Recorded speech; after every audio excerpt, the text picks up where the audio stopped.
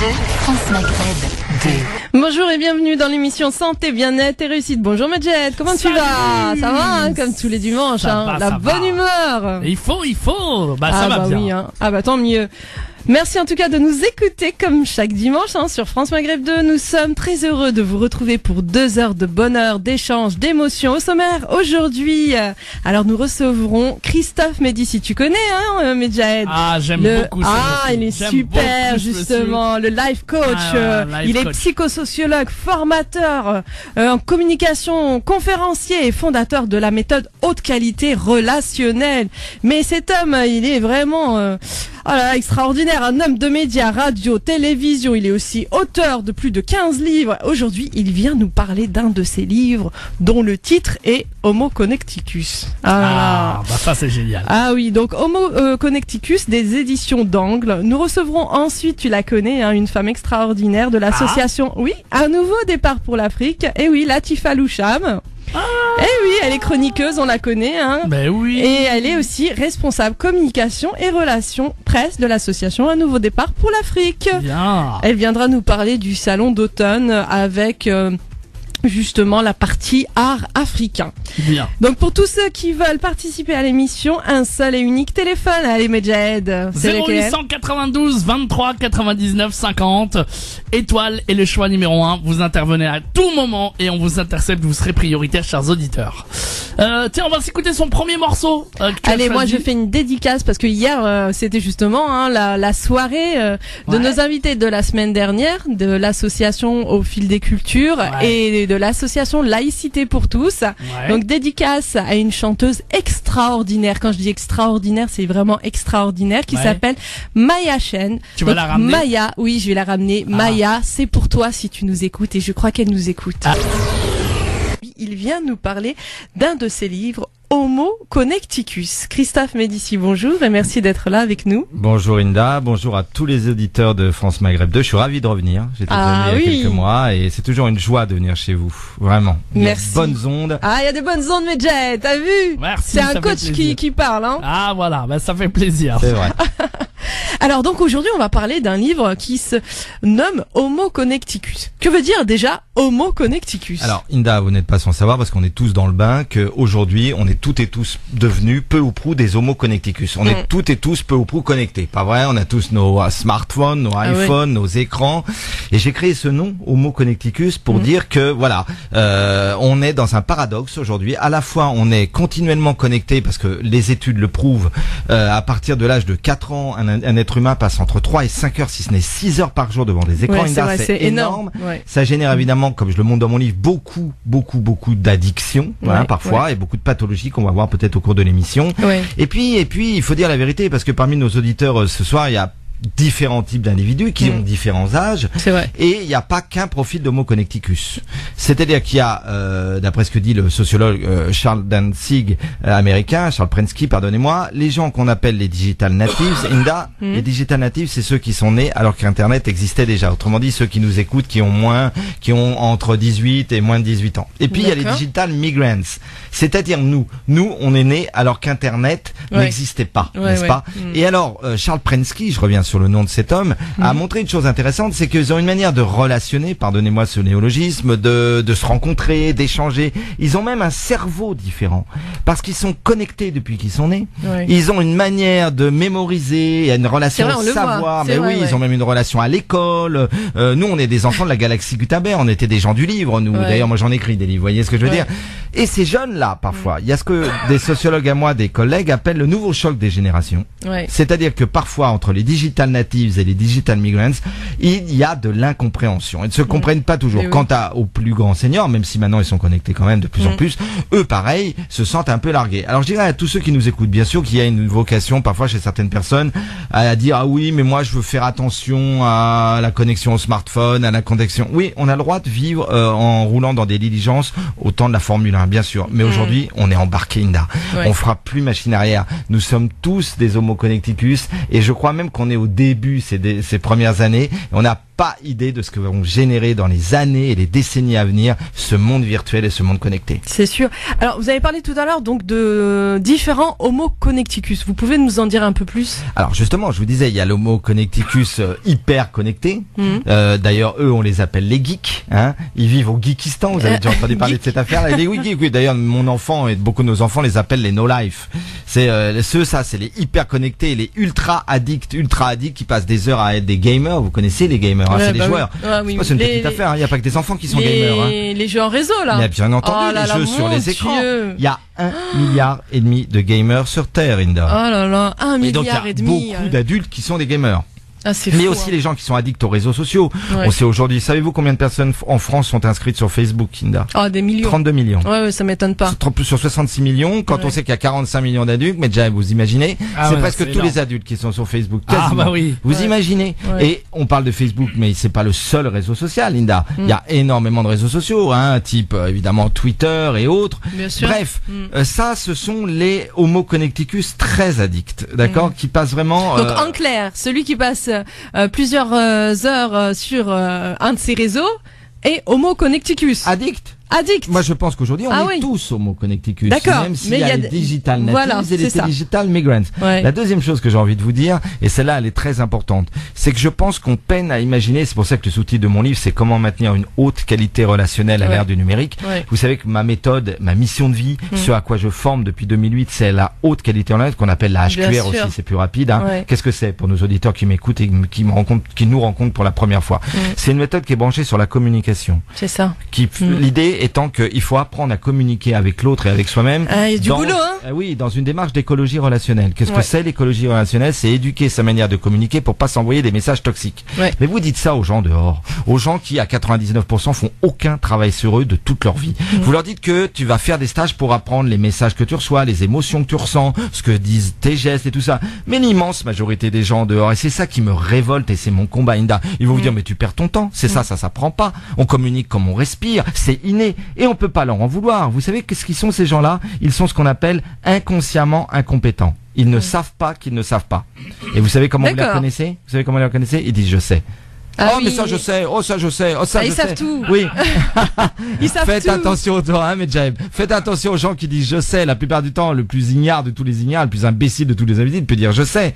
Le gros problème qui se pose, c'est qu'on est en 2016, Inda, et qu'on peut pas trop en vouloir à ces gens-là, parce que je vous pose une question et je sais que vous connaissez la réponse. Est-ce qu'on nous apprend un quart de ça à l'école? La réponse est non. Non. Est-ce qu'on nous a appris à la maternelle, à l'école primaire, la communication inter et intrapersonnelle? Quand on entend communication en France, on entend on entend le marketing, on entend les plaquettes, mais ça c'est de la com, de la pub, c'est Jacques Séguéla, ça. La communication dont je vous parle, c'est la communication authentique, essentielle, qu'on vit tous les jours, depuis notre naissance jusqu'à notre mort. Eh bien moi je le dis, la communication intra et interpersonnelle devrait être un savoir fondamental aussi important que lire, écrire et compter, de la première année de maternelle jusqu'à la dernière année de fac. Et si les politiciens ne le font pas, eh ben ils ont des bonnes raisons de ne pas le faire. Vous comprenez ce que je veux dire? Donc les politiciens ne le font pas. Mais ils le font pas parce que c'est pas dans les programmes scolaires. Mais oui, mais ils devraient le mettre justement. Mais c'est bien mon combat. Bah oui. Et j'ai fondé l'école de la pleine confiance depuis 1998, qui est un centre de formation qui forme les gens à la haute qualité relationnelle,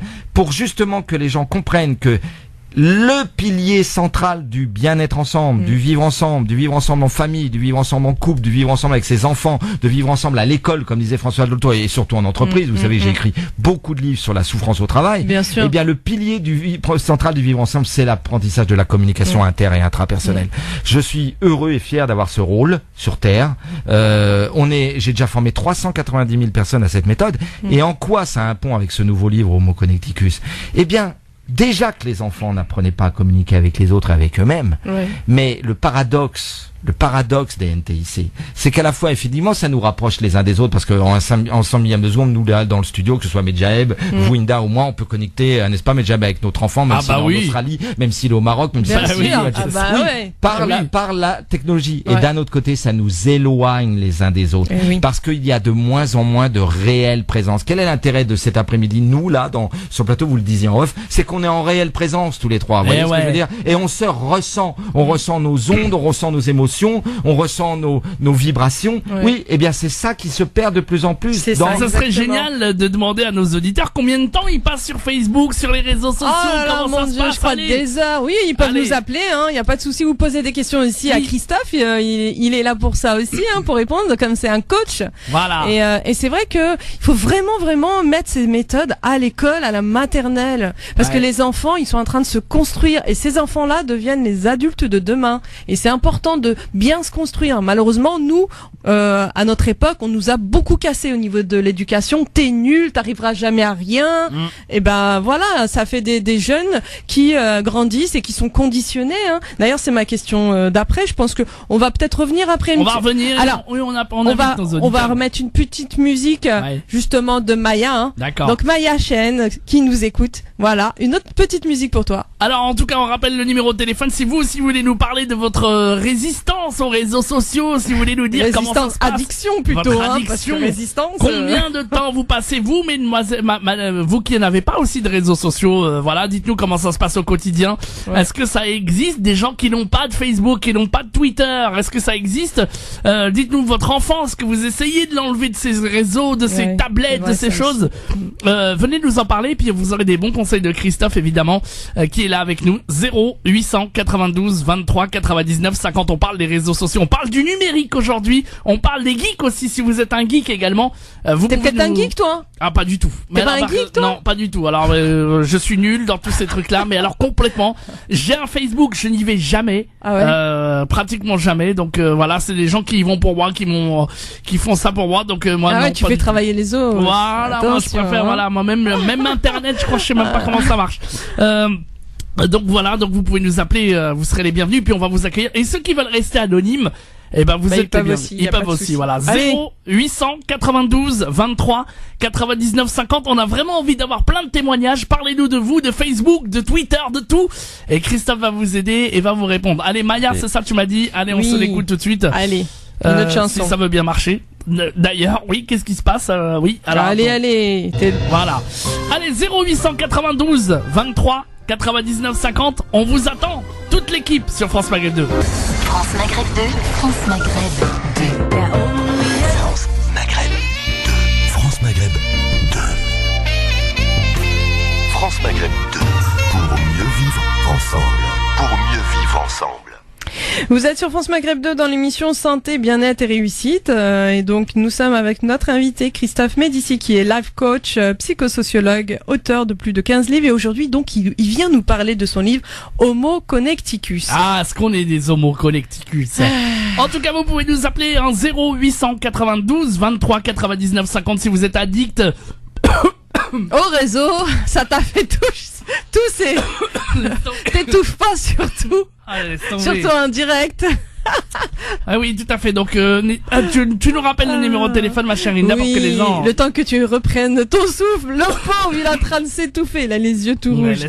Alors, le numéro de téléphone, si vous voulez participer, le 0892 23 99 50. Je répète, 0892 23 99 50. Et par contre, moi aussi, on connaît plein de gens qui sont geeks, qui sont bien entendu addicts à tout ça. Mais Christophe a raison, on est presque tous addicts au smartphone, à Internet, ne serait-ce que au travail, pour nos recherches personnelles, et nos enfants constamment. Et puis, attends, c'est vrai que maintenant, à l'époque, on n'avait pas ça à l'école. Maintenant, il faut absolument l'ordinateur. T'as l'enfant qui vient te demander, j'ai une recherche à faire sur l'ordinateur presque tous les jours. D'ailleurs, Linda, c'est tellement vrai ce que vous dites que il y a eu un plan numérique qui a été mis en place par le gouvernement il y a une poignée d'années, il y a 2-3 ans. La problématique, elle est la suivante, c'est que nos enfants, nous, quand on devait faire des recherches, vous vous rappelez, chers amis, ici, et nos dictionnaires, on allait bibliothèque, chercher dans les livres en bibliothèque, passer des heures. Aujourd'hui, tu dis à ton enfant que tu passais des heures devant une bibliothèque là. D'abord, il ne te comprend pas.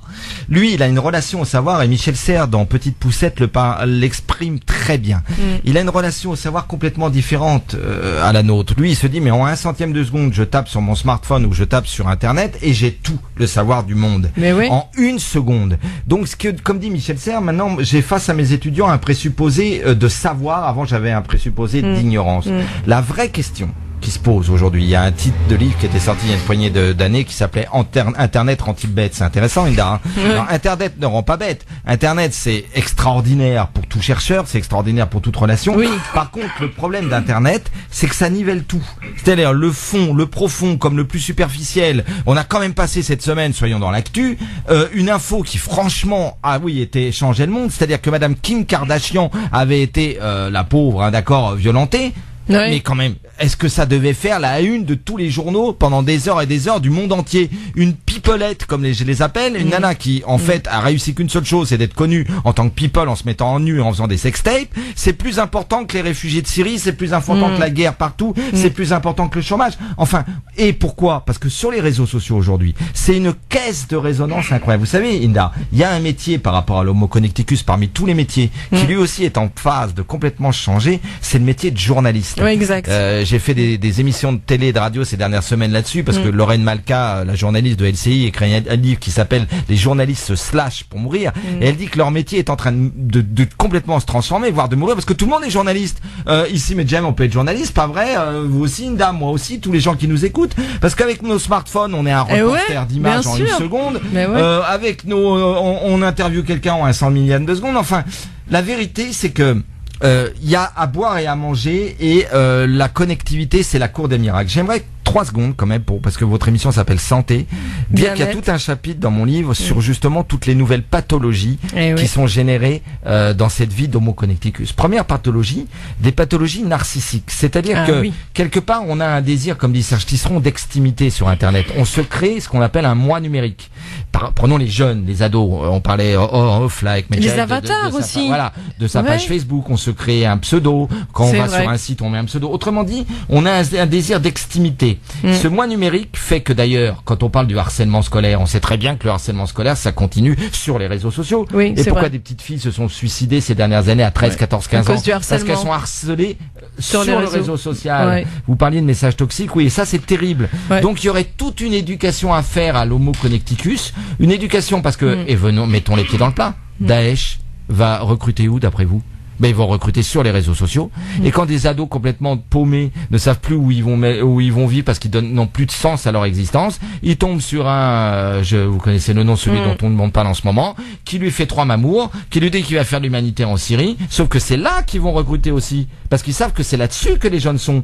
Et moi, je suis en train de former en ce moment au ministère de la Justice les gens des prisons qui s'occupent de ces gens-là pour tenter de les déradicaliser. Eh bien, figurez-vous que quand je parlais du réseau social Telegram, il y a une poignée de mois, personne ne connaissait Telegram. Maintenant, Telegram, parce que c'est passé au JT de 20h de France 2, de TF1 et partout, tout le monde connaît Telegram. Qu'est-ce que c'est Telegram? C'est un réseau social sur lequel normalement tout le monde va pas. C'est un réseau social crypté qui a été mis en place par un Russe qui est un opposant au régime de Poutine à la base pour que des libertaires et des révolutionnaires puissent se mettre sans être chopés. Parce que ne croyez pas, chers amis qui nous écoutez, que vous êtes anonyme sur Internet. Ah bah non. Vous êtes, la traçabilité, elle est énorme. Vous voyez, mais Telegram, c'était plus difficile, et c'est pour ça que d'ailleurs que tous les jeunes, c'est terrible à dire, les jeunes, les ados qui allaient commettre des attentats, se branchaient avec des gens qui étaient là-bas, à Raqqa ou ailleurs, des gens donc de Daesh, sur Telegram. Et maintenant, Telegram est connu. Mais donc vraiment, il y a plein de pathologies. Je vais vous en citer une seconde, et après je vous laisserai me poser une question. C'est toutes les pathologies liées au sommeil, Inda. Ça doit vous parler même aujourd'hui. Ah oui, le sommeil. Eh bien, vous savez qu'on dort de moins en moins. Pourquoi? Bien parce qu'il y a un livre qui s'appelle 24/7/365. Aujourd'hui, on peut être connecté 24 heures sur 24, 7 jours sur 7 et 365 jours sur 365. Or, ce dont se sont rendus compte les sociologues de l'éducation, ou les psychosociologues, ou les life coach de vie comme moi, c'est que beaucoup d'adultes, mais même les enfants, sont en dette de sommeil aujourd'hui. Savez-vous, ici on est tous parents sur ce plateau de radio, savez-vous que nos enfants se donnent des rendez-vous à 2h, à 3h du matin, qui sur Tinder, qui sur Facebook, ils ne dorment plus de la même façon que nous. Ça pose un problème. C'est pour ça que ce livre est très intéressant, d'un professeur de l'université de New York. Il y a des troubles et des pathologies du sommeil. On dort de moins en moins longtemps. Les adultes maintenant en France dorment en moyenne entre 5h30 et 6h, et c'est pas assez, Inda. Ah oui, non, mais c'est sûr. Alors, donc, là, on a parlé, c'est vrai que, C'est très vaste, c'est très vaste, surtout le danger justement de tous ces réseaux pour nos jeunes, pour tous ces jeunes-là qui sont en quête d'existence, on va dire. Ils ont besoin de se réaliser. Alors là, ma question, c'est pensez-vous que la société nous conditionne ? Il y a la réponse dedans. Non, la société nous conditionne. C'est-à-dire que ça fait un lien avec ce que je vous disais juste avant, en fait, Inda. C'est-à-dire que 24 heures sur 24, 7 jours sur 7, on peut aussi être des consommateurs là-dessus. Parce que vous savez très bien qu'Internet, c'est aussi un super bon endroit pour les marques, pour les entreprises, pour aller chercher du consommateur. Et ce qui est extraordinaire, c'est que c'est un cadeau incroyable pour l'ultralibéralisme. Aujourd'hui, parce qu'avant que ça existe, n'est-ce pas, avant que ça existe, il y avait des boutiques, et une boutique, ça ferme. Ouais. Ça ferme à 17h, 18h, 19h ou 20h. Aujourd'hui, c'est 24 heures sur 24 que tu peux, avec ta carte bleue, cliquer et acheter sur un site où le web, on sait très bien qu'il y a beaucoup de blogueurs pros qui vendent des produits sur leur blog, que le business internet est énorme. Donc, la société nous conditionne à ça, primo. Deuxièmement, moi, je trouve ça extraordinaire quand même, comme espace, quelque part, de contre doxa. Je m'explique. Avant, quand il n'y avait pas ça, quand il n'y avait pas Internet, je veux dire, la parole, la doxa, c'est la parole autoritaire de leaders politiques et de l'État. Elle avait, et ici sur France Maghreb, il y a des gens qui peuvent nous entendre aussi de ce qui se passe dans des pays d'Afrique, notamment d'Afrique du Nord. Elle avait voix au chapitre, et il y avait qu'elle qui avait voix au chapitre. C'est quand même un espace de liberté d'expression extraordinaire. Et c'est pour ça qu'il y a maintenant des lanceurs d'alerte. C'est pour ça que toutes les révolutions, même les révolutions arabes, tunisiennes, elles ont commencé avec les réseaux. Par des homo connecticus, Inda. Elles ont commencé par des gens qui ont pu, pas vrai, mais dire des choses sur Internet. Donc ça, c'est, vous voyez qu'il y a du négatif, mais il y a aussi beaucoup de positif. Il y a aussi la possibilité de se révolter en ayant sa liberté d'expression, une plage où s'exprimer. Voilà. Alors, comment maintenir des relations humaines au jour d'aujourd'hui, puisque la plupart se créent des avatars, la plupart vivent dans le virtuel, ou se cachent derrière un pseudonyme. Il n'y a plus les relations humaines, comme là, on est là tous les trois à parler, à discuter ensemble justement sur un sujet très important. Donc comment faire pour maintenir ou revenir à ces relations humaines qui sont nécessaires? C'est ça qui est intéressant dans mon livre Homo Connecticus, c'est que c'est vraiment un livre de coach et un livre de coaching pour aider les gens, et certains parents sont complètement perdus, Inda. Mais oui, vous savez, il y a des parents qui ont des ados ou des pré-ados qui passent des heures et des heures devant leur écran, qui sortent plus de leur chambre, et ils ne savent pas comment faire, les parents. Ils sont complètement démunis. Donc dans mon livre, toutes les 4 pages, il y a ce qu'on appelle l'œil du coach, et tu as des outils concrets, ce que j'appelle des outils relationnels à utiliser quand t'es grand-mère, quand t'es père, quand t'es mère, pour essayer de comprendre comment sortir ton enfant de ce monde virtuel. Je donne un exemple. Vous savez qu'il y a un mouvement qui s'appelle le mouvement Digital Detox. Eh bien, je pense qu'il faut pratiquer des petites Digital Detox quotidiennes. Moi, je suis pour que lorsqu'il y a un repas de famille, 0 écran ne soit en famille. Parce que vous savez bien... Donc, on retire les portables. Quand j'avais été invité à Télématin sur France 2, vous savez que William Lémergie et Laurence Ostolazza m'avaient posé la question il y a quelques mois de ça, lorsque mon livre est sorti, là, au février-mars. Et ils avaient parlé des fubbers. Nos enfants, même à table, ils nous snobent et il faut... C'est-à-dire qu'ils sont là avec leurs écrans ou n'importe quoi, ils sont plus en réelle présence avec nous, même au repas. Eh bien, on décide, nous les parents ou la figure d'autorité, le grand-parent, de dire, écoute, à table, il n'y a pas d'écran.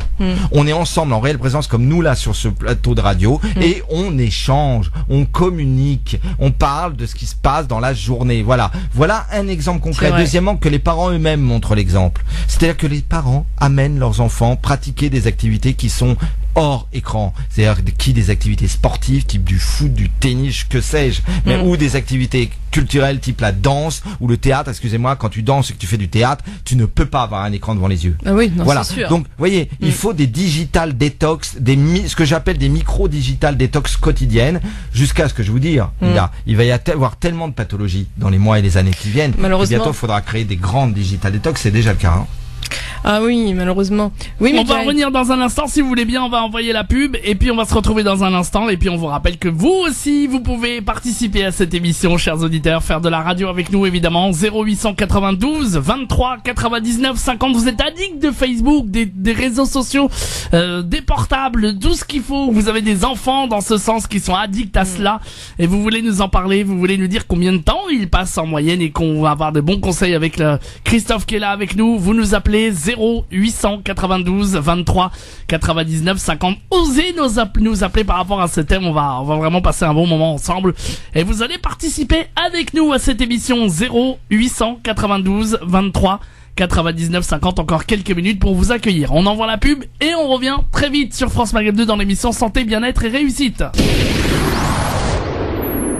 France Maghreb 2, France Maghreb 2, sur 105.1 FM, à Dijon et toute sa région. Vous êtes sur France Maghreb 2 dans l'émission Santé, Bien-être et Réussite. Nous sommes toujours avec notre invité Christophe Médici qui est life coach, psychosociologue, auteur de plus de 15 livres. Donc aujourd'hui, il nous parle de son livre Homo Connecticus. Christophe, on a parlé donc des relations humaines, c'est vrai que altérées malheureusement par tous ces réseaux. Et je pense qu'il y a aussi beaucoup de personnes qui vont vers ces réseaux parce qu'ils ont un manque de confiance en eux. Ça c'est vrai, Inda. Il y a d'ailleurs beaucoup de gens qui sont en plein doute aujourd'hui. D'abord parce que le système scolaire n'a pas facilité la chose.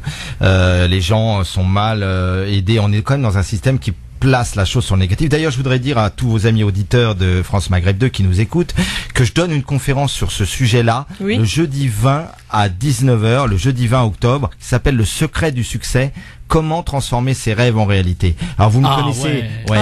D'ailleurs, je crois que vous serez présent. Moi je serai présent. Aussi, moi je serai présent. Une belle conférence en tout cas sur ce thème. C'est même un show, c'est un peu les shows à l'américaine. C'est un peu moi quelqu'un qui fait des shows à la Tony Robbins, vous savez. C'est-à-dire que l'idée c'est que transmettre aux gens des outils pendant 2 heures, mais en les faisant participer pour que ils musclent leur confiance en eux, Le but d'une vie c'est de transformer ses rêves en réalité. Par exemple, quand on fait de la radio, nous on vit la vie de nos rêves, pas vrai, mais quand je fais de la télé, moi avant d'en faire, je rêvais d'en faire et puis j'ai pratiqué tous les outils que je transmets maintenant. Donc le thème de la conférence s'appelle Le secret du succès et ceux qui veulent venir, on leur fera un tarif vraiment à 70% pour les auditeurs de France Maghreb 2. Il faut nous envoyer un mail à confhqr@gmail.com. Je répète, confhqr, confhqr@gmail.com. Vous nous dites que vous êtes des auditeurs de France Maghreb 2. Je passerai le message à mes hôtesses qui sont à l'entrée. En fait, c'est dans le 5e, Inda, rue Saint-Jacques, à côté du RER Luxembourg. C'est vraiment pas loin. Pas loin du tout. Et voilà. Et donc, vous êtes les bienvenus. C'est une grande salle, mais je bouge. Je suis dans la salle pendant 2 heures. Il y a des vidéos. Je parle. C'est vivant. C'est pas la Sorbonne, Inda. Vous connaissez mes conférences. Oui. J'ai déjà assisté d'ailleurs, c'est vivant. Voilà, c'est vivant. Donc vous êtes. Il y a du rythme. Oui, non, c'est pas comme les conférences où tu sais, t'es là en train de dire, oh mon Dieu, quand est-ce qu'il finit Non, là, on attend parce qu'il y a des outils, il y a des clés. Donc c'est génial. Donc ça s'appelle le secret du savoir, la conférence. Du succès.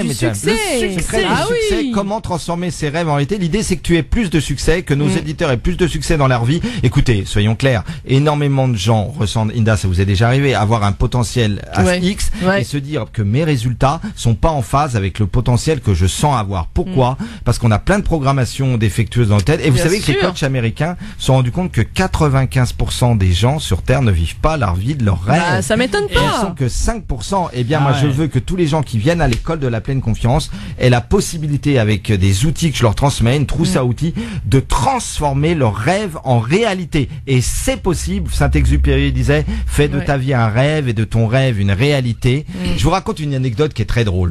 Donc moi j'ai bien noté confhqr@gmail.com. Exactement. Excellent, et donc dire qu'on est auditeur de France Maghreb 2. Comme ça on aura quand même. Mais je voulais raconter une histoire qui rappelle cette phrase très connue d'un grand romancier américain. Est-ce que vous connaissez l'anecdote vraie de l'étudiant en mathématiques Charles Dantzig? Personne ne la connaît? Je vais vous la raconter. Charles Dantzig était un jeune homme de 23 ans qui était en thèse de mathématiques. Et un jour, il était arrivé très en retard au cours de maths. Tout le monde était parti. Il y avait juste un problème de maths qui était indiqué sur le tableau. Alors il le prend vite fait et il pense que c'est évidemment le chose à faire. On était un jeudi soir pour le lundi matin, le prochain cours. Donc il passe tout le week-end dessus. Il dit c'est vraiment très dur ce qu'il m'a fait faire le prof là. Bon, puis il revient le lundi avec son exercice refait. Bon, le prof prend l'exercice, regarde. Et devant toute la classe, je lui dis, mais Charles, mais vous avez fait ça quand? J'ai fait ça ce week-end. Mais il dit, mais vous savez ce que vous avez fait? Mais il dit, oui, j'ai fait le devoir que vous nous aviez demandé de rendre pour ce lundi matin. Et le professeur de mathématiques lui dit, mais non, Charles, vous venez de résoudre un problème de mathématiques que l'humanité entière n'arrivait pas à résoudre depuis des siècles et des siècles. Eh bien, vous savez quoi? Charles Danzig ne savait pas que c'était impossible, alors il l'a fait. C'est la fameuse phrase de Mark Twain. Or, dans nos têtes, nos parents, nos grands-parents nous ont conditionnés. Les mémoires transgénérationnelles. Elle est belle cette histoire, pas vrai, mais Jaël? Il a résolu quelque chose parce qu'il ne savait pas que c'était un problème de maths dit impossible. Ouais, c'est une histoire vraie magnifique. Ah là là là là là. Donc on n'oublie pas cette conférence là sur le secret du succès, comment transformer ses rêves en réalité, le jeudi 20 octobre à 19h. Et donc pour ceux qui veulent s'inscrire par mail à confhqr@gmail.com. Alors j'en profite pour vous dire que mon CONF. Bravo, exactement. Et ce sera un baptême parce que mon 16e livre sort. Inda. Oh là là. Il s'appelle Dites oui à la pleine confiance, le défi des 101 jours, et à cette occasion, les gens pourront voir mon livre. Inda, vous m'avez fait la gentillesse en tant que journaliste de faire l'interview promo de ce livre. Oui. Donc vous en avez eu l'imprimeur à la télé. Vous savez qu'il sort là, début octobre, il vient de sortir aux éditions d'Angle. Je remercie mon éditeur pour qui j'ai une énorme affection.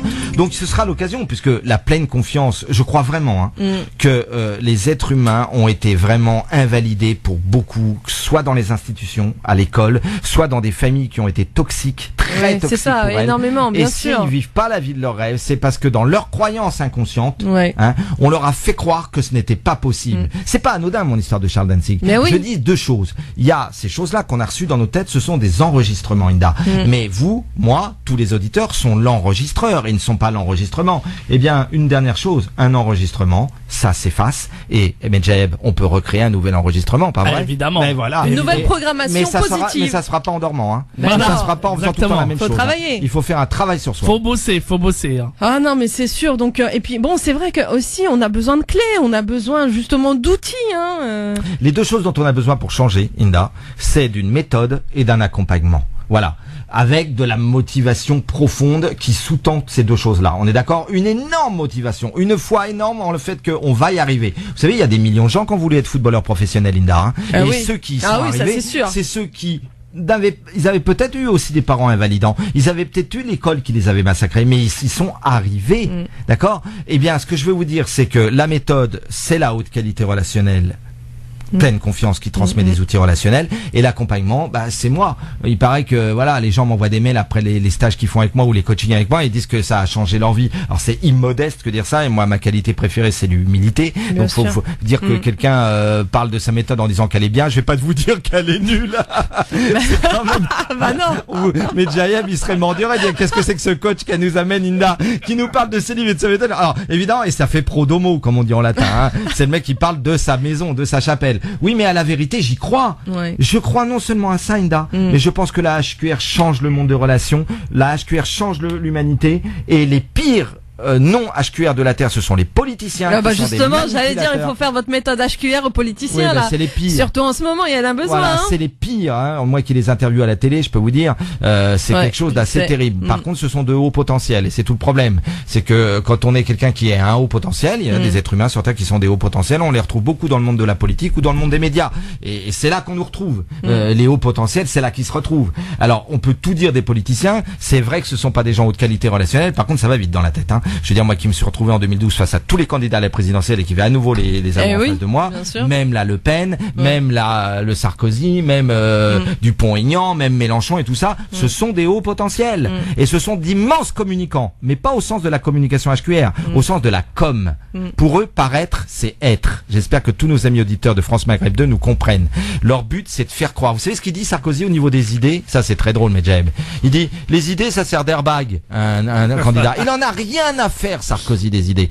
C'est un pragmatique, ultra pragmatique qui veut atteindre ses objectifs. Et ils sont tous peu ou prou pareils. C'est pour ça que la politique a énormément baissé de niveau. Voilà. Tout à fait. Parce que, d'une certaine manière, ils se fichent complètement Eux, ce qui les intéresse, c'est la place, le leader, Bien sûr, hein. Autant avoir la place. Et c'est pour ça que vous savez, moi j'ai un atavisme familial. Mon grand-père était un héros national, mon père était maire adjoint, a failli être sénateur, et moi-même, j'aurais pu et dû faire de la politique. Si je suis devenu un homme d'éducation, un homme de la formation continue, un homme de la transmission, c'est parce que je suis profondément, comme disait Aimé Césaire, un émancipationniste. J'aime les gens à s'émanciper. Et vous savez, on parlait des manipulateurs. Les deux mots viennent du mot main, manipulatare, en manipulite. La différence, Inda, et vous la connaissez, vous aussi, vous êtes une femme de transmission. L'émancipateur, il te prend par la main en te demandant quel est ton objectif dans la vie, où veux-tu aller dans les jours, les mois qui viennent, et il t'aide à aller là où tu veux aller. Le manipulateur, il te prend par la main et t'amène là où lui, il veut que tu ailles. C'est exactement ce que font les politiques. Et donc, on la voit, la différence. Et malheureusement, ce sont pas les émancipateurs qui dominent le monde, qui sont des gens de pouvoir. Ce sont les politiciens. Et tout le problème, c'est que la politique aujourd'hui, et c'est bien pour ça qu'il y a une telle crise de la politique n'est plus la solution, elle est une des grandes parties du problème. Bien sûr. Regardez, je veux dire, moi qui ai beaucoup d'amis journalistes, vous l'avez dit tout à l'heure, je travaillais à la télé, à la radio, j'avais une ex qui était journaliste Nouvelle Obs. Françoise Giroud, elle avait toujours dit, en politique, on doit toujours choisir entre deux inconvénients. Hein? Bon, quand on voit les inconvénients qu'il y a pour les présidentielles américaines et les inconvénients qu'il y a pour les futures présidentielles françaises, ça nous fait peur. Alors, le seul espoir, c'est la formation continue. Le seul espoir, c'est l'éducation tout au long de la vie. C'est le seul espoir, c'est vous dire, et chers amis auditeurs, je vous le dis, quel que soit votre âge, vous pouvez avoir plus de succès. Vous avez la possibilité de transformer vos rêves en réalité. Si vous voulez, venez le 20 octobre à l'école des mines rue Saint-Jacques, écoutez ma conférence, vous perdrez pas votre temps, je peux vous le dire. conf@hqr@gmail.com, envoyez-nous un mail et on vous fera un tarif réduit. Pour les auditeurs de France Maghreb 2. Exactement. Eh bien, merci en tout cas, Christophe. C'est moi qui on va vous réinviter pour votre 16e livre. Hein. Chaque année un livre, non? J'essaie de faire un livre par an. Ouais, c'est super ça. Mais là, j'en ai 2 en cours là. Ah ouais. Ouais, toujours un chez Dangle et un à la Musardine. Ah super. Un autre sur le couple aussi. Ouais. Et mais Inda, je voulais vous remercier parce que c'est pas pour vous flatter. J'aime beaucoup venir à France Maghreb 2. Vous savez que je travaille à RMC avec Brigitte Lay. Ouais, vous savez que voilà, je suis à France 3. Mais j'aime beaucoup l'esprit qu'il y a ici et ce que vous amenez, parce que vous êtes une vraie humaniste, Inda. Vous êtes une vraie généreuse, et je le dis à tous nos amis auditeurs. Moi, j'ai plus de défauts que tous les gens se réunis sur la terre, mais j'ai un petit qualité, c'est que je suis profondément généreux. Et pour faire nos métiers de transmetteurs, si on n'est pas des généreux au sens authentique du terme, eh bien, on ne peut pas faire ce métier. Et je finirai par ce petit dicton, et ça vous correspond. Ce petit dicton d'un anonyme géorgien qui disait: ce que je sais, si je te le donne ce soir, je le garde pour la vie. Si je le garde, je le perds. C'est vrai. C'est beau, hein. Ah, c'est vrai. magnifique. Exactement. Ah, magnifique. Ah ouais, hein. Bravo, hein. Bravo. En tout cas, Génial. c'était super. Merci beaucoup, Christophe, et puis à bientôt. Vraiment, merci France Maghreb 2. Merci Avec plaisir. beaucoup. À bientôt. France Maghreb 2. France Maghreb 2. France Maghreb 2. Ensemble. Toute génération. Vous êtes sur France Maghreb 2 dans l'émission Santé, Bien-être et Réussite. Et voilà, Medjahed, nous sommes avec notre deuxième invitée, Latifa Loucham. On la connaît, hein, chroniqueuse de charme, chroniqueuse média. Elle est responsable communication et relations de presse de l'association Un Nouveau Départ pour l'Afrique. Génial. Bonjour Latifa, comment allez-vous? Bonjour Medjahed, bonjour tout le monde. Salut. Comment ça va? Ça va bien, bien, bien, bien. Ah. Tout l'été, elle nous a ambiancé avec ses recettes de cuisine. Exactement. Et grâce à ça, j'ai pris 3 kilos. Ça va, c'est bon. Ça va. Ça va, ça se voit pas. On va les perdre avant Noël. Oui. Alors Latifa, donc vous faites partie de l'association Un Nouveau Départ pour l'Afrique. Donc vous pouvez nous parler un petit peu de cette association, nous dire donc qui est son président? Oui. Alors, avant de parler de l'association, on va parler de l'événement que... bien devant le micro, s'il te plaît, Latifa. Ah oui, j'ai perdu la main. Hein. Ça fait un moment que je suis pas venue. Alors, on va parler de l'événement. Donc, c'est l'Afrique au Salon d'automne édition 2016. Ça a lieu du 13 au 16 octobre. Donc, c'est un vernissage avec plus de 800 artistes d'art contemporain. La nouveauté cette année, c'est que ce vernissage accueille un salon dédié à l'Afrique. Et entre autres, quand on parle d'Afrique, on parle d'Afrique entière. Il va y avoir pour le Maghreb, ça sera un Tunisien qui s'appelle Omar Bey qui va représenter ce panel d'artistes. Et donc il y aura aussi donc quel autre pays, peut-être Sénégal ou Oui. Alors il y a Omar Ba, un artiste très connu qui vient du Sénégal. Il va y avoir beaucoup d'artistes.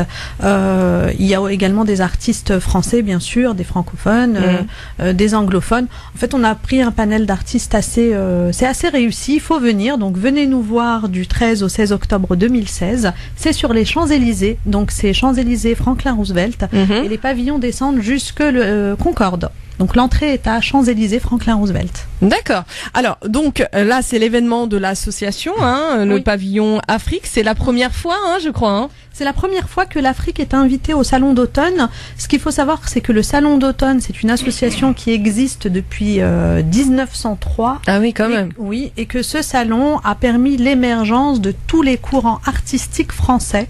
C'est un salon qui a un rayonnement à l'international, qui est très connu, qui est étudié aux Beaux-Arts. Et donc, c'est vraiment un privilège que l'Afrique, cette année, soit représentée. C'est vraiment...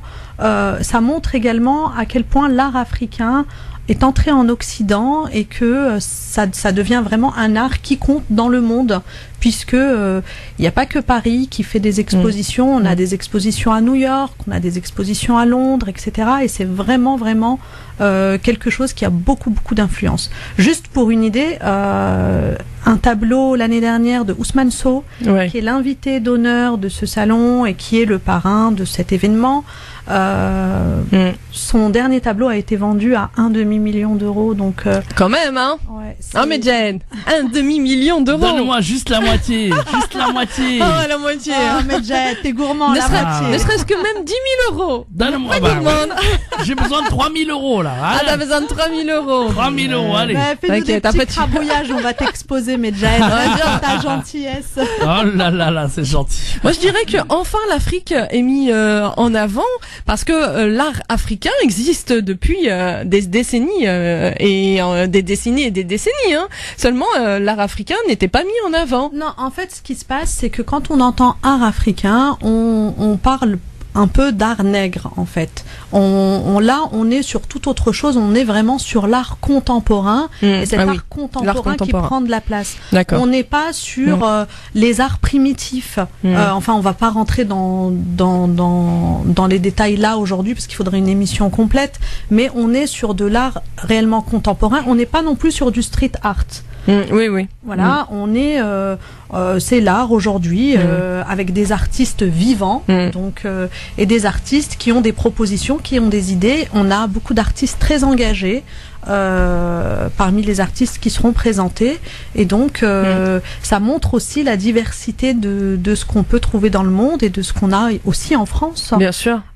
Ça met en valeur la diversité que Radio France Maghreb déjà met en valeur beaucoup, et que l'association Un Nouveau Départ pour l'Afrique, c'est un peu le but de cette association, c'est de faire un lien entre l'Occident et l'Orient, l'Occident et l'Afrique, l'Occident et les pays du Sud, dans une démarche un peu plus positive, une démarche de paix, de promouvoir justement, promouvoir aussi cette richesse de chaque culture, cette richesse de chaque culture, ça c'est important. Donc au niveau de l'association Un Nouveau Départ pour l'Afrique, vous pouvez nous en parler un peu plus et nous dire donc qui est son président. Alors, cette association Un Nouveau Départ pour l'Afrique existe depuis 2010.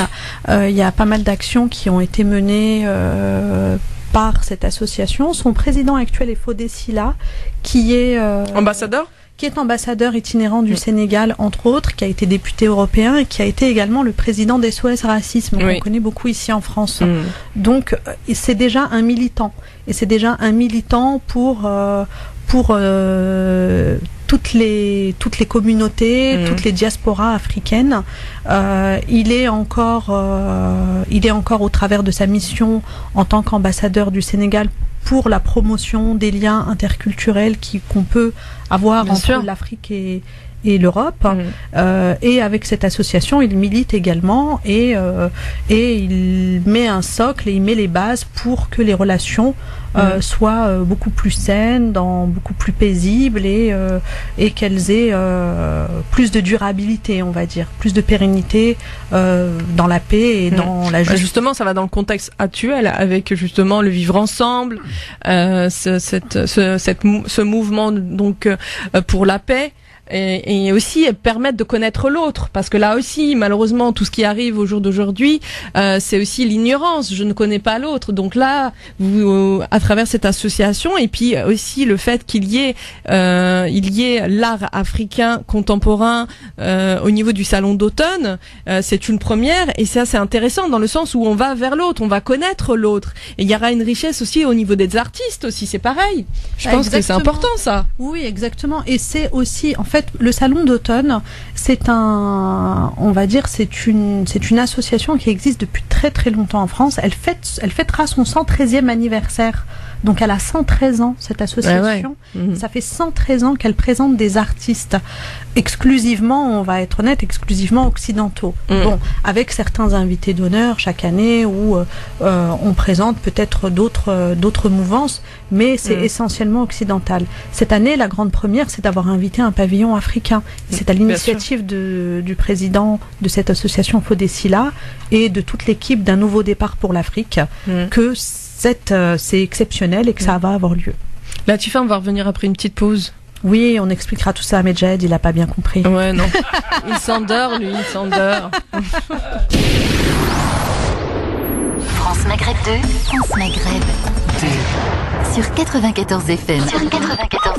À Clermont-Ferrand et toute sa région.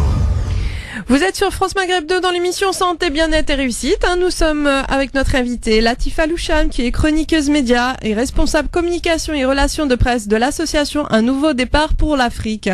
Latifa, vous nous avez parlé justement de l'association Un Nouveau Départ pour l'Afrique pour promouvoir justement l'Afrique, les relations, le vivre ensemble, les relations de paix aussi, de mettre en avant aussi donc les différents artistes africains contemporain lors de votre événement, enfin de l'événement au salon d'automne. Vous pouvez nous en dire plus donc sur ce salon d'automne. Je sais qu'il y aura aussi des débats, je crois. Oui, alors juste pour rappeler les dates, donc c'est du 12 au 16 octobre, Champs-Élysées, Clémenceau. Donc pour la partie exposition.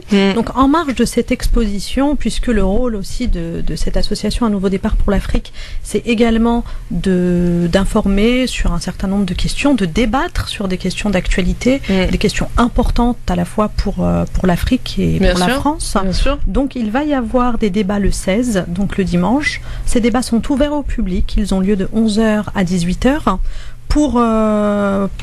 donc ça, ce sera au pavillon art africain. Oui. Alors, d'accord. À l'entrée, tout sera indiqué et les différents endroits seront indiqués. Donc, il n'y a pas de souci, personne ne se perdra. Donc, je disais qu'en marge de l'exposition, il va y avoir des débats. Ça va commencer à 11h avec le premier débat qui sera aller du particulier à l'universel. Ce débat, c'est un peu en hommage à un autre Sénégalais très connu qui s'appelle Alioune Diop. Donc, en 56 a eu lieu le premier congrès des artistes et écrivains noirs à la Sorbonne autour de la revue Présence africaine qui existe encore. 60 ans, quels enseignements? Qu'est-ce qu'on a appris depuis ce congrès? Qu'est-ce qui a changé par rapport à la situation des Africains en France et à travers le monde? C'est des questions qu'on va se poser lors de ces débats. D'ailleurs, tu assistes à ce débat, Inda. Oui. Tu pourras nous faire part de tes réflexions personnelles. Justement. Voilà. Je me ferai une joie. Ce débat sera animé par Philippe Martina du Parisien et par Fodessila, qui est le président de l'association et l'ambassadeur itinérant du Sénégal. Il va y avoir un certain nombre d'intellectuels, d'historiens, d'écrivains, de personnes qui sont d'associations de lutte antiracistes, donc qui vont à la fois témoigner, expliquer, débattre, etc. Le second débat aura lieu après un interlude musical d'un groupe qui s'appelle Fansou Kanoté, Maître Cora. C'est des artistes sénégalais qui sont en tournée en France. Donc ce sera un petit moment sympa également, ouvert au public et totalement gratuit. Ça c'est super comme initiative. En plus, voilà, ils peuvent aussi participer, écouter les débats. Ça, exactement. Vraiment, oui, ils pourront intervenir. Voilà. Donc à 14h, sauvegarde du patrimoine culturel et ouverture au monde. C'est un débat qui sera animé par Ayako Mensah, qui est du Monde Afrique, et introduit par Mariam Diarra, qui fait partie de l'association, qui est experte en art et qui est la scénographe de cette exposition et la responsable artistique de l'exposition. Donc ensuite, il va y avoir un débat autour des missions de l'association Un Nouveau Départ pour l'Afrique. Et puis, en fin de journée, il y aura un hommage à Ousmane Sow, qui est un très grand sculpteur et académicien. Il est académicien français, c'est l'un des, on va dire, le plus connu artiste africain. Celui qui dont l'œuvre a été vendue à plus de 1 demi-million, c'est ça ? Il fait un travail formidable, il ouvre une fondation au Sénégal avec ses œuvres. Il a des œuvres un peu partout en France et voilà. Il fait de l'humanitaire, c'est ça ? Pour ceux qui ne le connaissent pas, non, c'est un artiste, c'est un artiste africain. Pour ceux qui le connaissent pas, ils peuvent regarder Ousmane Sow. Mais bon, il y a très peu de monde ne le connaît pas. Il n'est pas académicien aussi, c'est ça ? Il est académicien, oui, il est académicien. Donc voilà. Voilà la journée du 16 qui sera riche. Et il y aura aussi des politiciens qui est entièrement gratuite. L'exposition est entièrement gratuite. Oui, il va y avoir des politiciens. Donc c'est dans les débats, on va dire, c'est un peu central, qui est un peu tout le monde qui soit représenté et que chacun donne son avis et pour qu'on puisse faire avancer les choses. Oui, mais je pense que là c'est important. Mais pour revenir justement, tout à l'heure vous allez parler de l'Afrique en général, je crois. Hein. C'est pas que sur l'art africain. Non, au niveau des débats. La mission d'un nouveau départ pour l'Afrique, c'est les relations interculturelles entre l'Afrique et la France, ou l'Afrique et l'Occident. Donc là, c'est une exposition qu'on fait, et donc en marge de cette exposition, on a tous ces débats qui ne sont pas centrés uniquement sur l'art. Oui, voilà, exactement. Ça, c'est important de préciser justement. Et le public pourra poser des questions ou pas ? Oui, très certainement. Et puis nous, on va très certainement, grâce à Inda, faire une émission qui sera en direct de là-bas. Et les auditeurs pourront poser toutes les questions, pourront donner leur avis sur, par exemple, l'évolution. Qu'est-ce qui s'est passé entre 56 et aujourd'hui ? Est-ce qu'on pense vraiment que les choses ont changé pour la population africaine en France? Est-ce que vraiment il y a eu du changement ou pas? C'est une question qu'on se pose.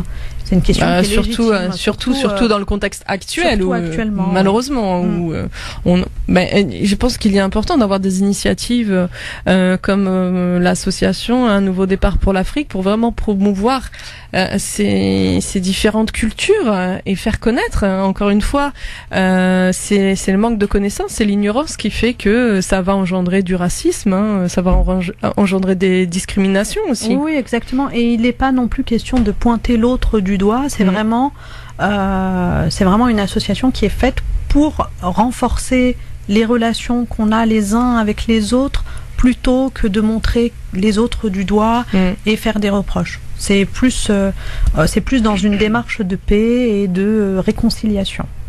Il y aura d'autres actions de l'association, justement. La première action, donc c'est celle-ci, au salon d'automne. Et y a-t-il d'autres projets, peut-être? Oui, il y a beaucoup d'autres projets en cours. Il y a beaucoup de choses qui vont se faire, et notamment un projet l'Afrique dans nos écoles, qui est un projet que je soutiens énormément et sur lequel je travaille beaucoup.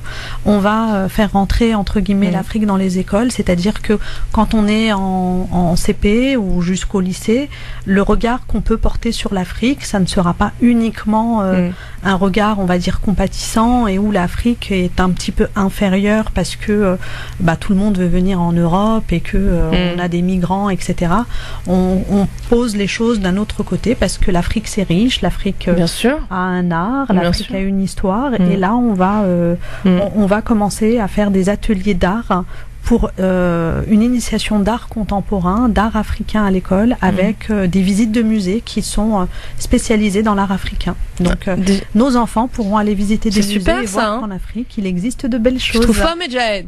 Moi, franchement, c'est vraiment bien. Les jeunes ont besoin justement de tous ces ateliers de culture, ces ateliers juste de communication. Rien pour redécouvrir, parce que il y en a plein qui connaissent pas les cultures de l'Afrique. Mais bien sûr. Et d'avoir la possibilité d'avoir des conférences, d'avoir ce pavillon, en tout cas du côté des Champs-Élysées, avec la possibilité d'avoir carrément et ça c'est historique quand même, d'avoir carrément tous les Champs-Élysées avec cet art de l'Afrique à découvrir. Oui, exactement, Medjahid, c'est historique puisque ça fait 113 fois qu'il y a justement cette manifestation et c'est la première fois que ça va se faire. Donc c'est très très bien et ça prouve que les choses évoluent et qu'elles évoluent dans le bon sens. Donc on est très très content. Alors pour rappel, c'est du 13 au 16 octobre que c'est sur les Champs-Élysées, que ça s'appelle le Salon d'automne et que l'exposition c'est l'Afrique au Salon d'automne avec un pavillon entièrement consacré à l'Afrique. Ouais, ça c'est vraiment super. En tout cas, on va revenir Latifa pour parler encore de l'association. On va faire une petite pause musicale. Un nouveau départ pour l'Afrique. Ça m'a perturbé cette question. Bon. Est-ce qu'on leur dit la question en question ce que c'était? Medjahid. Ils l'ont déjà entendu. Ils l'ont déjà entendu. Justement, c'est Medjahid qui m'a perturbé aussi, Mais bon, c'est pas grave. Ok. T'es pardonné. Ah, ça marche. Alors, donc, on parlait donc de cette initiative de l'association Un Nouveau Départ pour l'Afrique, donc au Salon d'automne, un pavillon qui est consacré pour la première fois à l'art africain contemporain. Alors donc on rappelle que l'événement est du 13 au 16 octobre. Et il y a un vernissage public, je crois. Alors le vernissage public a lieu le 12 octobre à 18h et les auditeurs de Radio France Maghreb peuvent gagner une place pour 2 personnes, une invitation pour 2 personnes pour le vernissage privé qui a lieu un peu plus tôt. Alors pour pouvoir le gagner, il faut aller sur le blog Africa Events. Tu nous donnes l'adresse, Inda?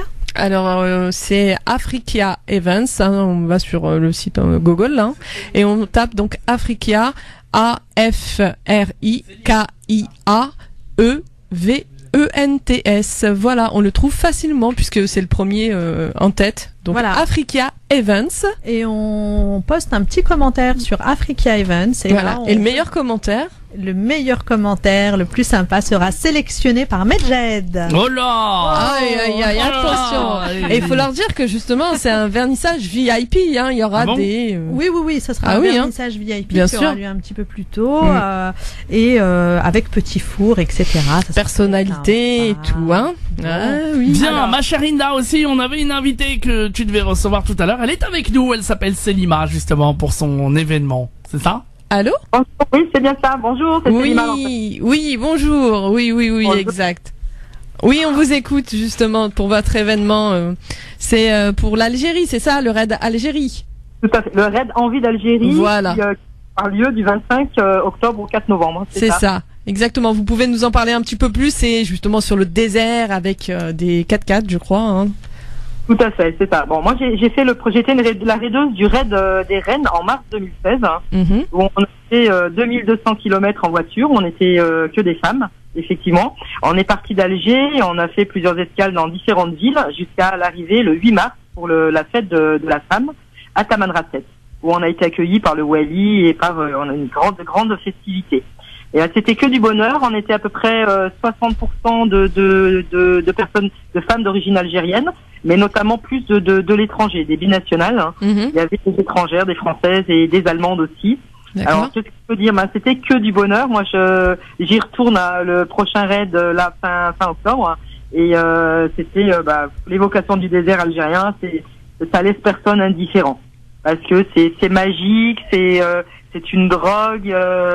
Et j'ai jamais vu de paysage aussi beau, de coucher de soleil et de lever de soleil de ma vie. On est monté au refuge du Père de Foucault qui est situé à 2900 mètres d'altitude à La Sécrème, c'est à côté de Tamanrasset en fait. Et, voilà, donc on a vu le plus beau coucher et lever de soleil au monde. On a bivouaqué à 2 reprises. Sinon on était hébergés dans des hôtels et à chaque fois qu'on arrivait, donc on avait toujours le maire, le wali de la région et puis des festivités, des associations culturelles aussi du coin. Voilà. Donc vous étiez bien accueillis. Alors ce raid justement pour l'Algérie, c'est octobre ou novembre, c'est ça? Octobre, le 25 de ce mois-ci. Voilà, le 20. Ah oui, c'est bientôt là. C'est ouvert aux femmes, aux hommes. À tout le monde. À tout le monde, d'accord. Parce qu'on a eu tellement de demandes d'hommes, on s'est dit, quand ils nous ont dit oui, mais c'est que toujours pour les femmes, et nous on peut pas participer, donc on a fait un raid, on a organisé un raid pour tout le monde. Donc il y a même des enfants qui sont présents. Ouais. Et pour ceux justement qui veulent participer pour ce raid, comment s'inscrire? Il faut aller sur le site de Mzaptour, donc c'est www.mzaptour.com. Alors plus doucement, parce que là, j'ai même pas eu le temps moi d'écrire. C'est moi. Alors www.mzab, M-Z-A-B-T-O-U-R.com. Ah bah il faudrait nous offrir des billets pour qu'on offre aux auditeurs. Ah bon, on aurait pu faire. Hein. Oui. Mais Jahed, ne t'inquiète pas parce que moi j'ai l'intention de les inviter pour justement le raid des reines qui est au mois de mars. Et là on pourra faire un petit justement un petit jeu concours. Voilà. Très bien. Pas de problème. Hein. D'accord. Donc alors là le 25 octobre, vous avez encore des places pour les personnes qui veulent visiter donc le désert algérien en 4x4. Il nous reste quelques places. D'accord. Donc aller vite. D'accord. Il y a un onglet dédié sur le site de Mzaptour, il y a un onglet spécialement dédié pour les inscriptions, l'onglet Raid Envie d'Algérie. D'accord. Très bien, merci beaucoup en tout cas Salima et puis à bientôt hein. Merci beaucoup, à bientôt. Au revoir. Merci, à bientôt, au revoir. Ah là là, ça fait rêver hein, le désert. Alors là, on y va ou quoi? Ah, moi je suis née dans le désert, je rêve toujours du désert. Donc, oui. Bon, voilà. On va y aller. Nous sommes les enfants du désert. Voilà. Ben ouais, moi aussi je viens du désert. Enfin moi je suis née en Normandie, mais moi mes origines du désert. Mais bon, le désert normand, je sais pas. On se moque pas. Alors donc nous aussi nous revenons à nos moutons. Si on veut dire, nos moutons. À nos chameaux plutôt, parce que je parle de désert, mais bon. Allez, vite fait, là, il nous reste 2 minutes. À nos vaches. 2 minutes. Donc on va répéter peut-être justement pour les 2 places offertes au vernissage VIP. Donc il faut aller. 2 places offertes au vernissage VIP. Il faut aller sur le site Africa Events. Donc vous allez sur Google. Voilà exactement. Vous tapez Africa. Ça s'écrit comment, Inda? Africa. Alors ça s'écrit A-F-R-I-K-I-A-E-V-E-N-T-S. J'ai l'impression de faire chiffrer la lettre. Consonne. Donc voilà.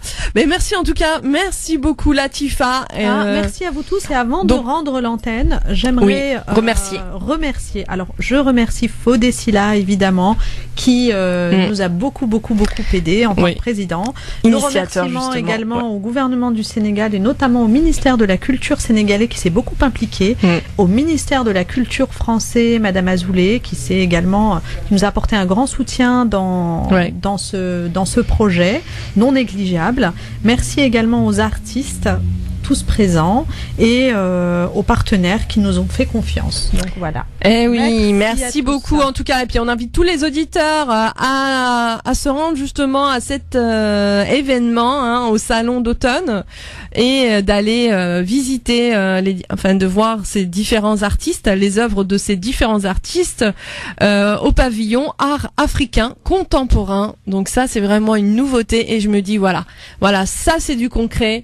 Ça c'est on avance justement pour de meilleurs lendemains et pour se vivre ensemble et j'espère qu'il y aura de plus en plus d'initiatives comme la soirée où j'ai participé hier aussi. C'était merveilleux, vraiment des artistes qui nous ont chanté de l'algérien, du marocain, de l'égyptien, de tout. Et il y avait aussi une chanteuse, moi, c'est celle qu'on a écoutée tout à l'heure, Maya Chen, qui est chanteuse, je crois, juive tunisienne, mais machallah, elle a fait le feu. Et ça, comme on dit, et ça j'achète. Allez, on achète et on y va. En tout cas, merci beaucoup.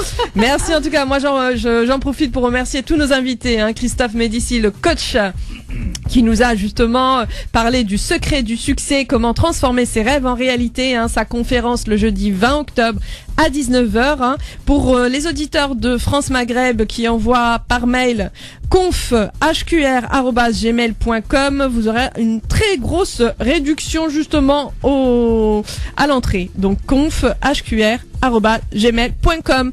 Sans oublier Medjahed à la technique, on l'oublie pas. Merci beaucoup. On l'aime. Oui. C'est gentil, merci beaucoup. Et oui, et nos fidèles auditeurs aussi, c'est pareil. Sans eux, nous serions pas là. Exactement. Et je rappelle évidemment que Hinda vous propose évidemment ses services. Elle est naturopathe évidemment, donc n'hésitez pas à l'appeler si vous avez besoin d'une consultation, de pouvoir être aidé, de pouvoir être accompagné par Hinda. Vous pouvez la joindre, naturopathie du bien-être sur bien entendu internet, et puis vous pouvez la joindre au 06 11 92 45 61 06 11 92 45 61. Elle vous en dira plus sur la naturopathie du bien-être évidemment. 06 11 92 45 61. Merci beaucoup Medjahed, et en espérant qu'il y aura toujours de la joie, de la bonne humeur et beaucoup de connaissances dans ces émissions santé, bien-être et réussite. Et moi ce que je vous dis, Allah yahdina. Merci. France Maghreb 2, France Maghreb 2.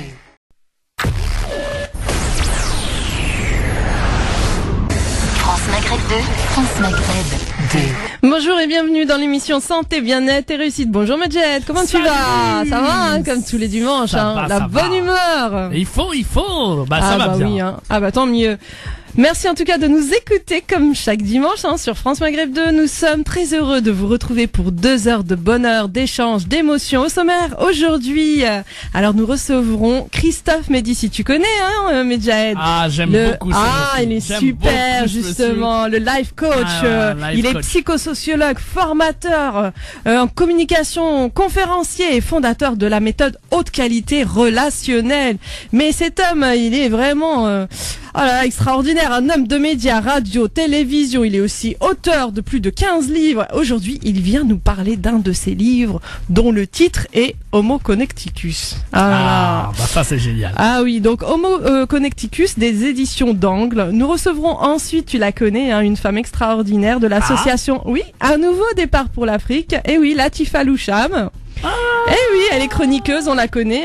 Ben oui. Et elle est aussi responsable communication et relations presse de l'association Un Nouveau Départ pour l'Afrique. Bien. Elle viendra nous parler du salon d'automne avec justement la partie art africain. Bien. Donc pour tous ceux qui veulent participer à l'émission, un seul et unique téléphone. Allez Medjahed, 0892 23 99 50. Étoile est le choix numéro 1. Vous intervenez à tout moment et on vous intercepte. Vous serez prioritaire, chers auditeurs. Tiens, on va s'écouter son premier morceau. Allez, moi je fais une dédicace parce que hier c'était justement la soirée de nos invités de la semaine dernière, de l'association Au Fil des Cultures et de l'association Laïcité pour tous.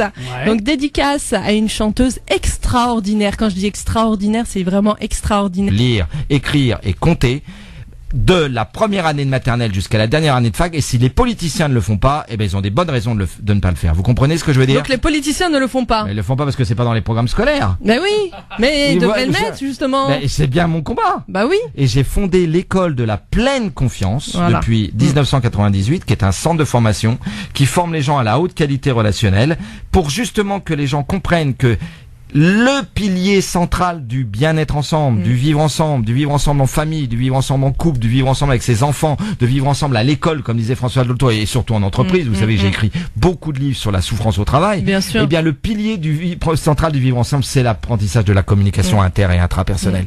Je suis heureux et fier d'avoir ce rôle sur Terre. J'ai déjà formé 390 000 personnes à cette méthode. Et en quoi ça a un pont avec ce nouveau livre Homo Connecticus?